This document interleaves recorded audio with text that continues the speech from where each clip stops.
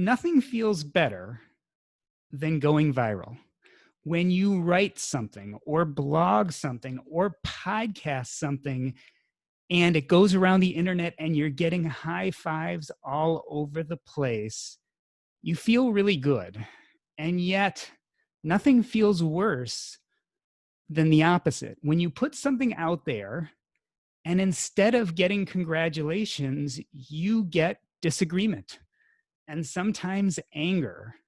And it feels like everyone is against what you just said. And you might have even had good intentions, but it happens anyway. Well, that happened to me a few months ago. This is the Earn and Invest podcast, but when it was called What's Up Next, I booked a guest and recorded what I thought was an excellent episode. Now, I didn't know it at the time, but between the months that I had recorded the episode and when it went live, that community member had said and done some things that everyone else was not in agreement with. So there was a lot of anger towards this figure, and I always release a few days before a teaser for my episodes.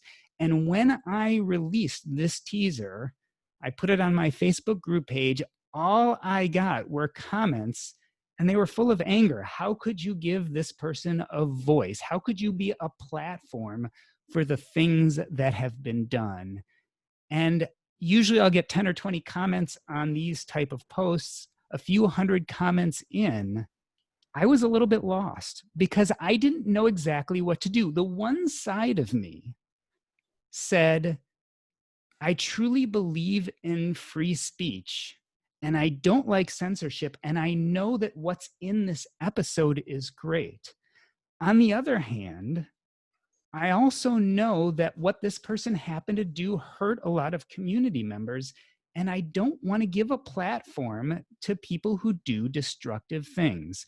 Eventually, I decided not to air the episode. And my reasoning was this. I had built this podcast around the community that I wanted to reach. I wanted to build this community. And if my community was coming back to me in force and telling me that this guest was not fitting the community we had built, then it behooved me to listen. So I did. But months and months later, I still have trouble with this concept. When someone you believe in and trust, maybe when they talk about personal finance, says something that you don't agree with, or even that you find egregious, what do? Do you stop following them? Do you untweet them? Do you cancel them? But if you do that, isn't that censorship? What happens then to freedom of speech? Well, that's what we're going to talk about today. Pete Adeney is the renowned blogger behind Mr. Money Mustache. He is a writer of iconic posts such as the shockingly simple math behind early retirement, a man who I had only heard uniform praise for until a few days ago in response to a single tweet. First of all, Pete, welcome to the show. It's great to have you. Thank you. Nice to meet you in video form for the first time, even though we've met in real life in the past.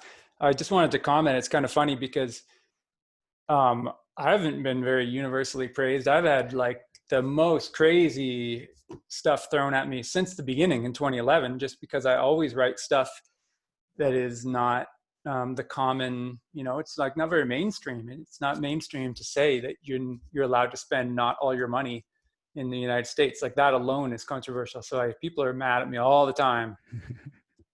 So let's talk a little bit about this tweet that caught me a few days ago and people's response to it, especially our community's response. What was the tweet about and what did people respond to it? Well, this tweet, and I've kind of been doing this a little bit since the beginning of the COVID times, is I've just been trying to encourage people to focus on things that they can control, as I always do in finance. And I am also like kind of a health blogger too. So I've been frustrated that the stories, especially in like New York Times and MSN stuff, has always been focusing on how scary COVID is and how helpless we are. We should all stay home. And these people are bad because they're not wearing masks. Look at this picture of these people at a pool. They're focusing all this stuff that's anger and divisive and not really helping anybody, right? And then I've noticed like the shame culture comes out every time I say I'm doing something with my friends. People are like, online. They're like, where's your social distancing? You shouldn't be seeing your friends. I think this is a really counterproductive response. So I started responding by putting in things that make a bigger difference in public health than getting or not getting COVID, which is not to diminish the importance of that, but it's just bigger numbers. And so I've been telling people they should be getting more exercise, they should be eating better, should be riding your bike. It saves, like, if everybody did this more, we'd save a lot of lives. And even just on a personal level, if you start to improve your personal health and then later you catch the virus or any virus, you're going to have a lot better outcome, So I just focus on that stuff. And then, in my comment, I said, here's the things you should be doing: bikes, barbells, and salads, which is like one of my slogans. And then I said, so why are we arguing about who's wearing and not wearing masks? Because I don't think that's what should be the dominating news force. Like, we can make a bigger difference if we focus on other stuff. So I thought that was the end of it. I thought people were like, oh, there goes Pete. He's just always talking about barbells, bikes, and salads next. But instead, people got really mad at me, and they interpreted that as an anti-mask stance. And that's unfortunately become a really dumb political effort. I can't believe what the people fight about in this country, but at this current time, the liberals versus conservatives have decided to fight about, like, are masks a good idea or not? So if you say anything that's not like, wear a mask, then you're suddenly a conservative. So that means you're an enemy of every liberal. And to be honest, it's just such a waste of time, which it was kind of just reinforcing what I was trying to speak out against. But I definitely see, I ruffled some feathers, and I am sorry about it. I did not want to be an anti-mask person and, to get into the politics of it. But I saw from the Twitter responses that that's how it went. So I made some responses to some of those people, like, no, that's not what I'm talking about. But you can't be too picky on Twitter. Like, you try your best, and sometimes it works and sometimes it doesn't. And as you were saying, Jordan, it hurts you when, as a blogger or whatever, producer of content, the people that you're trying to help, that you think of as your people, if they don't understand it and they get angry with you, it can hurt your feelings. But at the same time, all you can do is try your best and not really let the criticism get to you too much. You use it as a question to your heart. But you can't just say, like, I'm going to quit now because some people are mad at me, because otherwise nobody would ever speak up for what they actually care about. There's a lot to dive in your response, but let's start with the easiest and simplest. Just to clear things up, you are not anti-mask. Is that correct? Yeah, that's correct. I think, so I became a data nerd. Like, that's how I respond to stuff. And I didn't know a lot about viruses. So I've been reading, like, all the detailed stuff. So I look at charts and numbers and scientific stuff. And I definitely believe that masks are a quick and easy way to reduce virus transmission, definitely of COVID, but lots of other airborne viruses. And that was cool. That's stuff I didn't know. I learned that back in March when it was first becoming well known. I want to talk a little bit more in a moment about some of the criticisms that came in the response to that tweet. But before I do, did this response surprise you? Did it seem a little bit more aggressive or different than the responses you've got in the past? It surprised me a little bit, because I've made some missteps in these Corona times before, which were misinterpreted as being, like, conservative virus denier kind of stuff. So I try to make stuff more universally well understood and try to be clear about stuff. So a little bit of a surprise, but at the same time, like, it's pretty much 100% of anything I write is going to get criticism. And so I see angry people all the time: Facebook, Twitter, no matter what you do, you're going to get criticized. So I try to learn to not take it personally, and I read things, and then I think, I just look if the criticism, if I can learn something from it. Like, if it's somebody that I respect and who is doing it peacefully and honestly, like, hey, Pete, just so you know, this could be misinterpreted in this way. Or if somebody that, like, if Bill Gates is like, I mean, not like this would happen, but just as I use this as a funny example, like, Pete, I've been reading Mr. Money Mustache, and you're really doing the opposite of what you think. Like, you're trying to reduce material, natural resource consumption in the rich world, but here's some data that makes me think you're doing the opposite. I'd be like, shit, because that's somebody who really thinks about his actions, and he understands a lot of, big factors in the world. And if I'm counterproductive in Bill Gates' opinion, I would be really taking it seriously, and I I'd be willing to change my approach or shut the whole blog down if I believed what he was saying. But if someone's just saying like, you're an asshole, like that's not a very good argument. So it's not very convincing. Did you find that the criticism came from a different group of people this time around? It seemed like there were a lot of general personal finance community supporters who were lending voice to some of the criticisms. Did this feel different from that standpoint, that was criticism coming from different people, or not really? I might not have read all of the stuff recently. I looked at Twitter for a while that day, and then I only log in about once a week. So there might be some surprises waiting for me when I get back. But there was one guy, like I think his account name is Freedom33, and he was really nice about it. He was like, I've been following you for a while, and I must say you're disappointing me with your stance here. So that was really good criticism. Like that's the kind that makes me really think. So we wrote back and forth a few times, and then it seemed like he understood my point later. But that's still a really good, that's not how Twitter should work. Like you're trying to make something that people understand the first time. If they have to dig into the comments to understand what the writer meant in the first place, that means I've made a mistake, which means I'm not using Twitter very well. Because the only reason I use Twitter, it's not to like entertain myself or get prestige or anything. It's to try to get certain messages across to people in an easy to digest way. So if I put out some message that doesn't do what I hoped it would do, then to me that's a failure because I'm not helping anybody. Let's talk about some of those specific criticisms. You brought up the fact that you've been getting into data lately. One of the common criticisms I saw was people saying, you know what, Pete, you're getting out of your lane, right? You're in personal finance. Why are you commenting about health? What do you say to something like that? I would disagree with that. So my lane is complex systems and numbers, and it always has been since I was a little kid. Like finance is just like the smallest thing that I'm interested in. I just happen to write a blog about it, but I'm just a normal curious engineer person. So like I build houses and I design structures, and I am interested in music and other subjects. So I really happen to be interested in statistics, right? Statistics are really my jam since I was a little kid. And to me, COVID is really a pure statistics problem. Like it's all about multiplying factors and then how dangerous is the disease compared to other known risks. And I've been kind of fascinated by actuarial science, like lifespans of people and what are the different risk factors. And I've written other articles about that. Like one of them is called Safety is an Expensive Illusion. And I was trying to convince people that we are worrying about the wrong things. So as COVID has come out, and then I read about things like infection fatality rate and the different levels of cases versus fatalities in different countries, and then comparing this to the background death rate, that really is the stuff that I am most passionate about. And I use that to make my financial decisions. And I use that when I'm writing these blog articles about money. At an underlying level, they're based on statistics.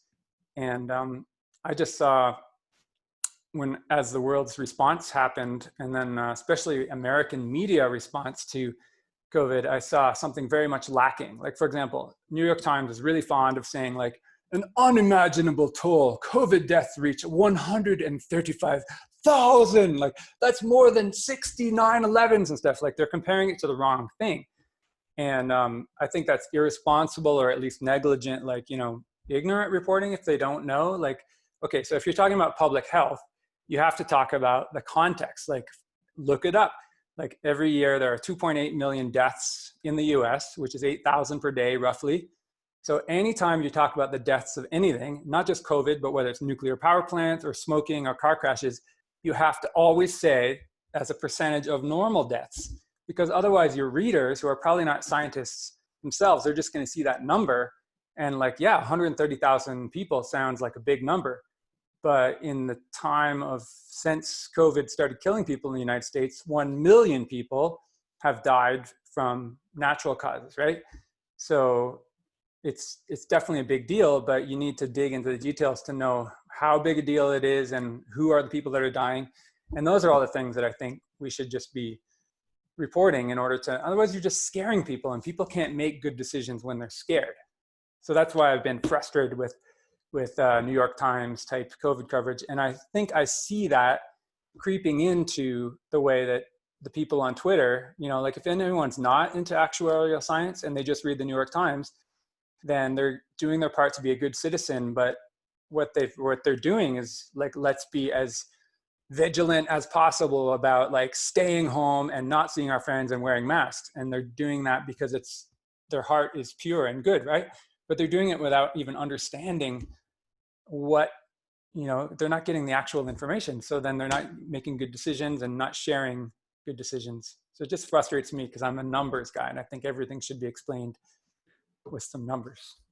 It's interesting that you say that, and I can almost see why that could be off-putting, because statistics are one side of the story, and a lot of people come at this problem much more from a behavioral, even somewhat emotional side. So they may say, for instance, yes, statistically, heart disease is something that causes more deaths, but there are billions of dollars spent on heart disease and meds, and heart diseases are things that happen that you can't control if heart disease happens in someone else. On the other hand, COVID is an infectious disease that we can spread from person to person. Your own personal behavior can have a great effect on our community well-being.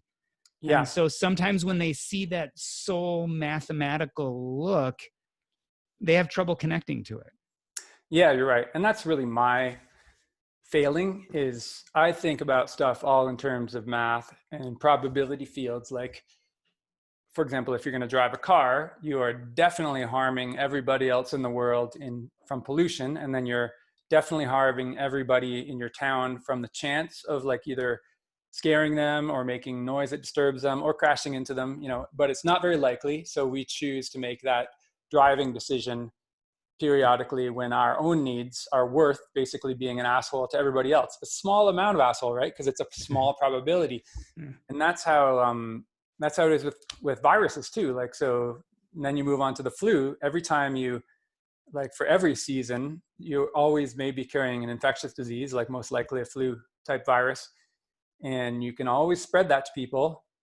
So you have to decide when to wear a mask or when to stay at home. And then COVID has now raised the stakes on that. Like, it's a more dangerous disease by the flu, but it's about 3 to 5 times more dangerous. So if you go out, like if you would normally have a party with, let's say, 30 people, and then you scale that down to 10 people, then you've actually like mathed out the risk to be roughly as cruel as you were being by having a party with this large, like it's probability. So it's not a yes and no thing. It's not like you're an asshole if you stand on your deck without a mask and you're a saint if you stand on your deck with a mask. It's like a big spectrum, and at the very worst would be, let's hold a massive political rally in a small stadium where everybody is not wearing masks and they're yelling, right? Like a Trump rally, like they just did.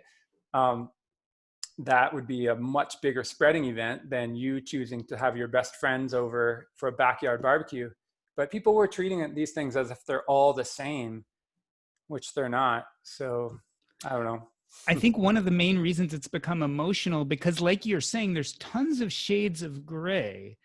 Yeah. But one easy way to differentiate is people can do the kind of yes or no, 1 or 0 based on whether you wear a mask. Yeah. So if you're looking to stereotype a large population, it's very easy to say people who don't wear masks are in the wrong and people who do wear masks are in the right.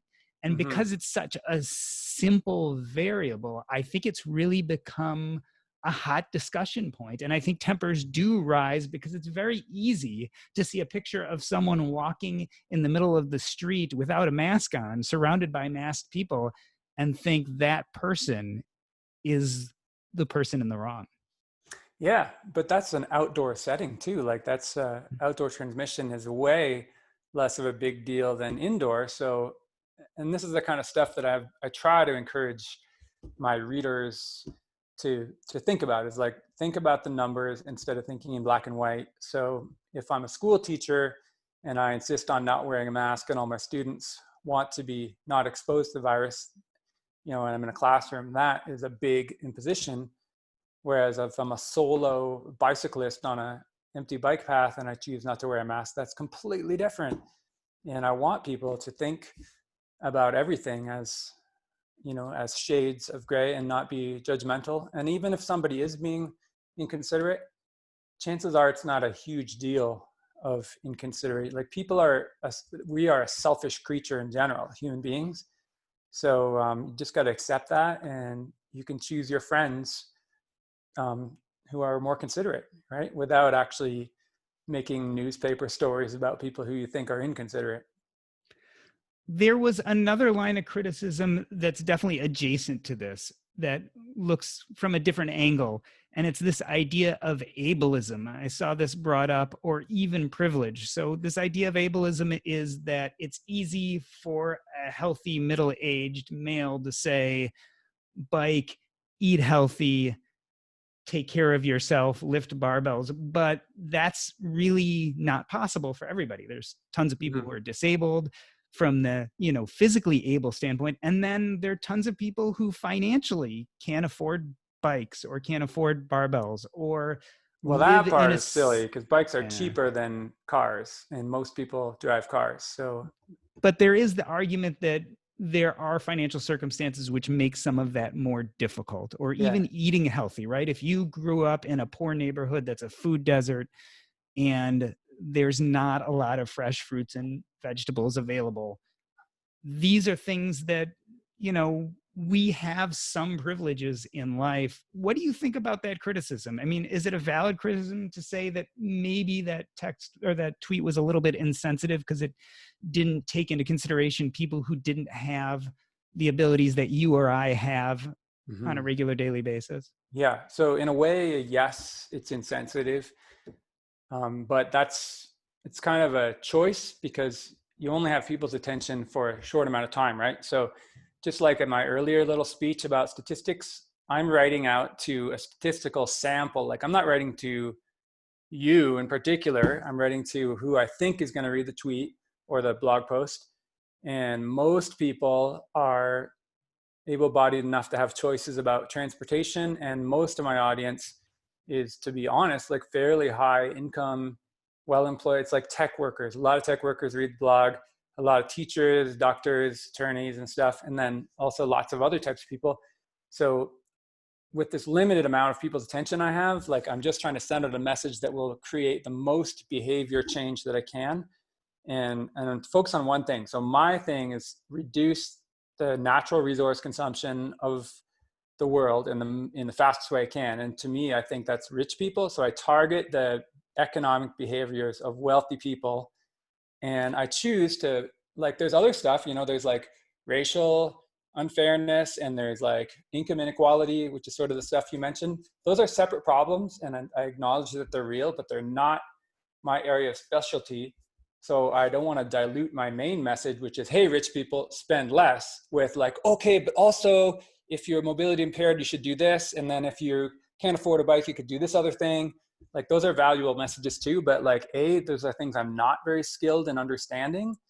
And B, I think my time would be less well used addressing the niche cases because the big piece of pie is so big already. And I'm just one guy. So I'm trying to do like a big project with very limited resources. So I'm just kind of focus on it. In other words, you are speaking to your avatar. So for you, your crowd, the people who you generally interact with your blog, who are consuming your content, this tweet made a lot of sense for them. Well, I mean, maybe not that tweet, hopefully, but in general, like the stuff that I write, like 500 blog articles and all these tweets and stuff, that's the general purpose. So like, I'm trying to be pragmatic. And in a way that can, if you're thinking of me as like talking to you personally, and you're not the person I actually wrote it for, the type of person, then it'll seem insensitive. And of course, that'll make you think, if you don't understand how the internet works or what I'm trying to do, it'll seem like I'm an asshole, right? Like, how dare he talk to me when I'm in a wheelchair and he's talking about biking? Like, he's an asshole. But it's not that at all. Like, I am not trying to ability shame or any other type of shame people. I'm just trying to create change in a large demographic of people that happen to be interested in my message. So for me, tech workers and people who think somewhat analytically and people who have reasonably high incomes, they find the strategies, like some of the stuff that they find it useful, so they follow it. And then to me, that's really great because I get a lot more people moving close to work and driving less and biking more, and our cities are getting to be friendlier places. And another thing that's important to me, like fatherhood, I get so many emails from young men who have just had children, and they're like, I'm going to devote most of my time to raising kids because I've set aside my super high powered career, and now I'm an equal parent, or like I'm doing even more than half of the parenting. And that is why I do this stuff. Like, we're creating change among the few, certain population that happens to be willing to listen to me. So I can only do so much. There was one last criticism I thought was interesting, and I'm wondering your thoughts about it. There was a thread that said something to the extent of, well, Pete believes in the low information diet, so he's not really aware of what's going on in our world right now. So it's no surprise that he would tweet something like this. That's normally true. And I certainly like a low information diet. But when it comes to COVID and this particular, pandemic and world health situation, it's like the opposite. I've read too much, and I'm torn on whether I wish I had done that or not. But I guess it was because it was something that came up that I didn't understand, and I needed to understand it. So I dug into data, and when it comes down to it, like, I think that the disease is it's like a lot less dangerous, like infection fatality rate wise, than most people think. If you just took a poll of people, what are your chances of being hospitalized or dying, and like what's the average age of death? But even more important is, I think it's a disease that the only way to beat it is either a herd immunity or a vaccine. And there's a lot of signs of herd immunity already forming in places like New York and Italy and Spain, and at a lower infection rate than we thought, with less death rate than we thought. So I think the responsible path, this is going to sound crazy for people who haven't dug into this stuff, but I think the younger and healthier people and kids should basically be exposed to low doses of it, build up the immunity while we super protect the people that need it. And then those people become the herd, and they become a blocking force a lot more quickly than we get a vaccine. And I think that would lead to less deaths in older people. And I also think it would lead to less disruption in terms of like wrecking our society too much from being afraid of everything. Because if we're all going to wait inside our apartments until there's a vaccine, and that vaccine is widely distributed, not just in our country, but in the whole world, because we also want to reopen our borders, that's a really, really long time. Like, even with the vaccines coming so fast right now, it's still, I think, a really poor strategic choice.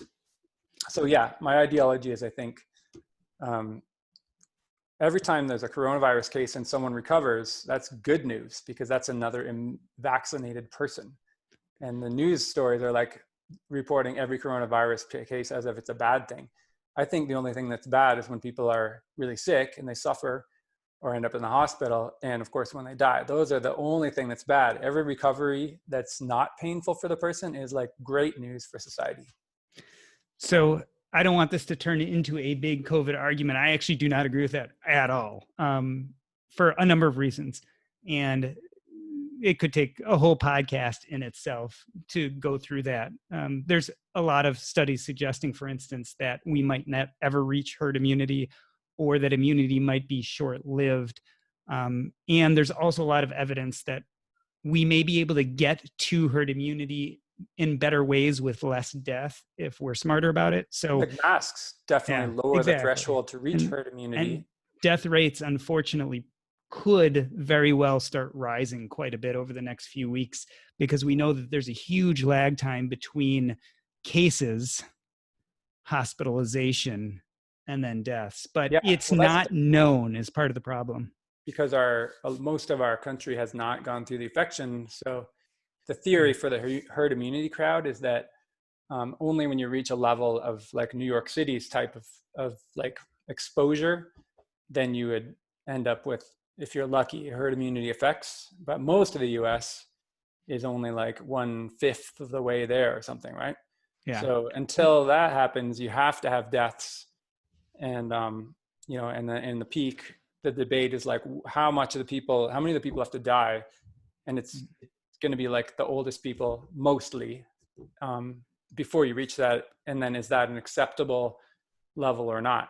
And so those are the things like I read a lot of things that say what you just said, and then I read the other side of it, and try to make a decision on which seems more credible. But if people are going to argue about this stuff, it's really, you don't have to be mad at the person. You can just say like, have you seen this? Here's a paper I want you to read.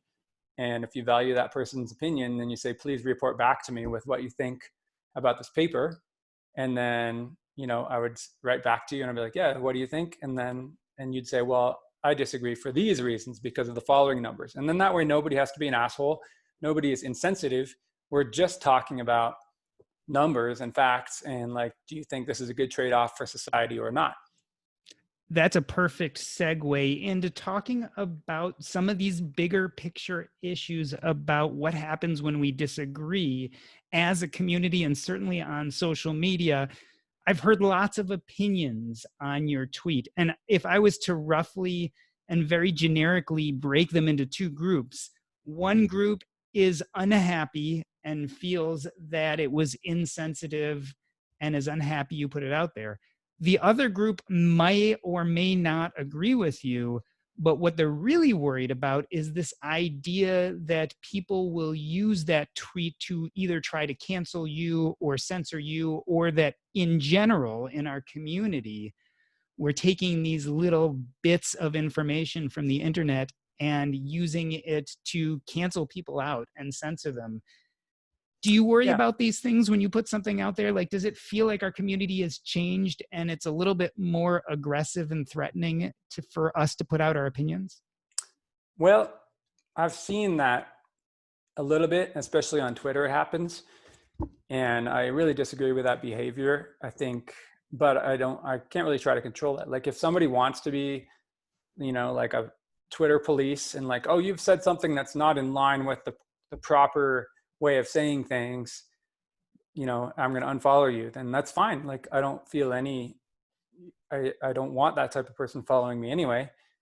But I do want to remain like, I want people to think my advice is useful because I'm trying to make a difference with it. So if I'm offending people so much that they are not going to listen to what I'm trying to get across, I'm going to try to express things differently.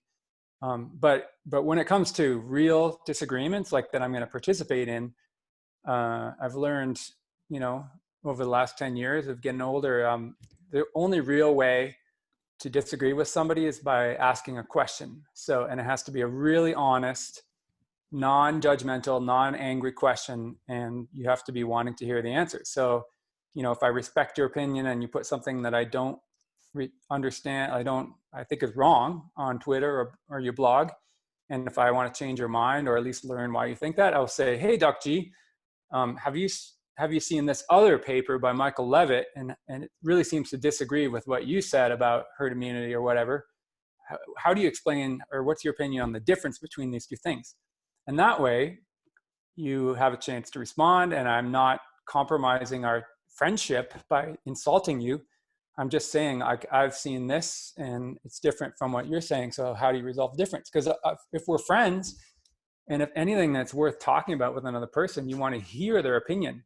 And if you don't want to hear their opinion, then tune out and don't bother listening in the first place. But, there's no need to ever throw insults at somebody. And I'm really, really strict about that. And I always have, like in my blog, in the comment section, like if somebody responds angrily to somebody else, the comment just gets deleted, because that's not how you do social discourse in my forum. It has to be you're answering a question, asking a question, and you're trying to agree or disagree on data. There's no interpersonal I'm mad at you stuff, because the world is already a mean enough place without us getting mad at each other. In my intro, I mentioned that blog post, the shockingly simple math behind early retirement. That was 2012. So you've been in this personal finance, financial independence, retire early community for a long time. In fact, I would say that it's mostly grown up right there with you and around you. Do you think things are changing in our community? Are we less open to listening to each other's opinions? I don't know. I wasn't really paying attention to that aspect before or now. And, you know, if you tune into news type stuff or arguments, that's what you're going to see. You're focusing on arguments. In my real life, I certainly see a harmonious and cooperative world, and more people keep coming into it through our co-working space, you know. So I see a great, wonderful cooperative spot. And, you know, for example, the co-working space has its own Slack group, which is just a discussion board for people who don't use the Slack tool. And we have a channel that's called Corona Chat, and we post stuff back and forth and comment it. Like somebody will share a news article and then another person will comment on it, and then we'll disagree with each other. But there's been zero anger in that whole thing. We started it in March, back when coronavirus started being a news story, and there's quite a few people participating, and it's all been agreeable. So I think it's a good way to run your own life, and it's certainly a good way for public discourse to happen. And I would like to see more encouragement of that, but it's really not my specialty. Like, how do we fix it? Like, is there a way to make Twitter more civil, or the comments on like CNN.com news stories or Fox News? That's like, that is something that is out of my lane, to use your earlier thing. I'm not very good at, I don't really know much about big crowd social dynamics and tribes and fighting and stuff. So to me, it's a mystery. You know, maybe I can learn more about that if someone recommends a few books to learn about how to handle these things. For me, I just kind of run away from it. You know, like, I don't like conflict, and I don't create conflict. And I could probably be a little tougher at dealing with conflictive people. I tend to just shut them out of my life. But I'm certainly trying not to create it online. One of the problems with Twitter, certainly, and even some of the other platforms, is it's really hard to have an open, clear conversation in such small bites without hearing someone's voice or without seeing someone's face. So there are going to be many people listening to this who read your tweet. Some of them will be those people who really found fault with it. This is a better chance for you to talk to them directly. What would you say to them about this tweet? Is there anything that you think you couldn't convey there? And of course, that's what this whole conversation has been about. But Yeah. any last words you would say to them and say, look, this is kind of what I meant, which maybe couldn't be conveyed in that tweet? Yeah, I think we certainly have covered it really well with the, you know, all this deep explanation and stuff. But the final word be, I still love you. Like, I'm only writing these things because I'm your bossy older brother. I'm trying to help, and I'm trying to use my weird perspective of the world. And I know it can be hard to deal with, because like, I'm a numbers person. I'm a little bit of a robot. But that's the same reason why money worked for me. And that's the same reason I explained money. I tried to explain my different perspective in money, and how it can get you to early retirement.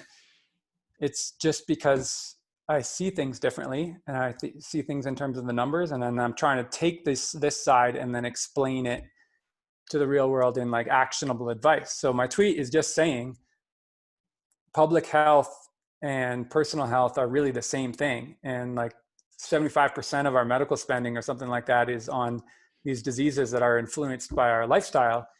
And that should be like, if the New York Times is trying to help people, they should be finding ways to make it so we are all, like, a much larger percentage of us are healthy.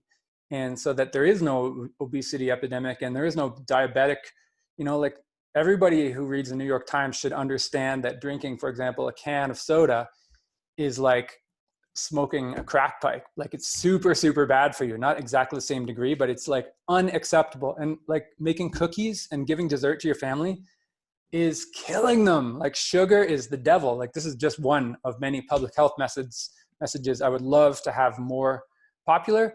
So New York Times has managed to like get this brand new concept that wearing a mask is caring. Wearing is caring. So good, but that's only like a temporary help for right now. If they could get these messages that are much bigger effect, and like, cars wreck cities, you know, that would change public health so much, and it would save trillions and trillions of dollars in what we spend our money on in this country.